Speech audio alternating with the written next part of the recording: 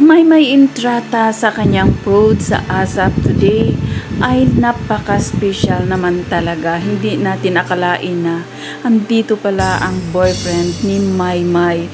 At guys, nanood pa live sa kanyang performance. So grabe, alam natin na kilig si Maymay at alam din natin nakabado siya kahit na sino naman kapag andyan yung boyfriend, syempre, di ba? Panoorin natin guys ang kanyang birthday wish na tinanong ni Roby Domingo. Let's watch this. Mahiyain po talaga siya.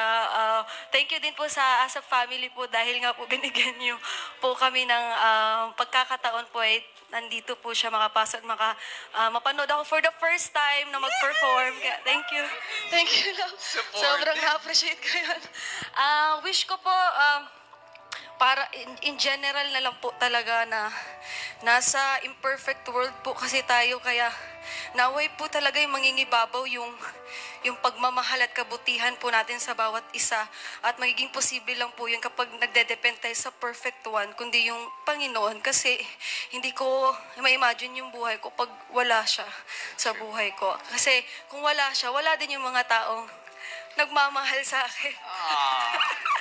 Ay, standing ovation. Standing ovation. Standing ovation po siya. Ano ba?